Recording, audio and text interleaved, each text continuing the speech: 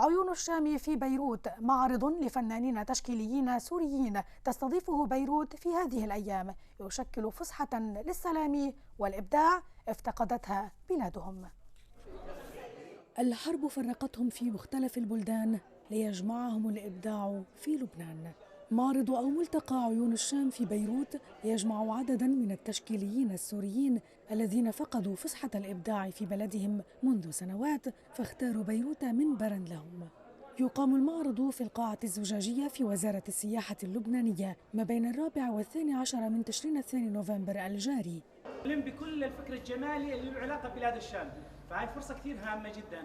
أتمنى هذا الياسمين الدمشقي يكون شيء جميل والمستقبل أجمل، يعني هاي فرصة طيبة. له كلمة: تعيش اليوم هذه المغامرة، هذه الحرب الدموية. نحن نقول لا، سوريا فتحت عينيها وهي تحضن وتحتضن فنانيها وتحتضن كل خير وحب وجمال وكل لون لبنان. المعرض استهل بأمسية شعرية للشاعر والإعلامي محمد خالد الشاكر، لعله رسم فيها بكلماته الأسى على ما آلت إليه حال الوطن سوريا. طواويس تاجرت بدمي، ملأت دنان العشق هجسا، فارتعشت تأهبت صحوة غير أن الموت عربد. يا طير السعد، من كان يعرف أن ما صار يكون؟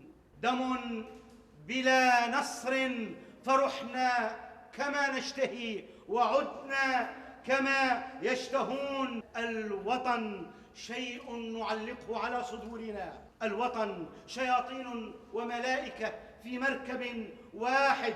يحتضن الملتقى كافة أنواع المعروضات التشكيلية التي تعبر عن أصحابها بعيداً عن الاتجاهات السياسية، كما تشمل اللوحات فنوناً عدة كالرسم والنحت والتصوير الضوئي، ومنها مجموعة توثق لكل الفقراء النازحين من القتال الدائر في بلدهم والمنتشرين في شوارع بيروت.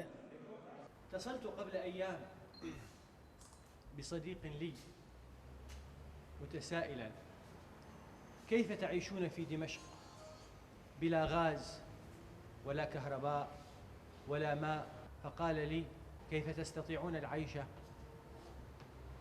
وأنتم خارج سوريا؟ التجربة السورية التي مررنا بها عبر 2 ونيف من الزمن، بغض النظر عن الجانب الحربي، ثمة تحولات اجتماعية عميقة، ثمة تحولات كتابية، ثمة تحولات فنية. هذه هي التي ستبقى. سيذهب المسلحون من كل الأطراف. يعتبر القيمون على المعرض أنه من الواجب الوقوف مع الذات المبدعة في كل وقت. من هنا كان هذا الملتقى في بيروت لما لهذه المدينة عليهم من دين بالاعتراف لها بواقع عظمة وحضارة الإنسان فيها كرقعة إنسانية وحضارية للوطن العربي. لأن تبدل الأحوال ما بين حرب وسلم لا يلغي الإبداع، ولأن الحدود غائبة عن عالم الفن، كان عيون الشام في أحضان بيروت. مع الفن والإبداع السوري نأتي إلى ختام نشرتنا، والآن تذكير بالعناوين. الإبراهيمي يعلن أن لا موعد لعقد جنيف 2، والاجتماع الثلاثي ينعقد مجددا في 25 من الشهر الجاري. المرزوقي متفائل باستمرار العملية الديمقراطية في تونس رغم تعليق المفاوضات مع المعارضة بشأن تشكيل حكومة جديدة. نهاية النشرة، إلى اللقاء.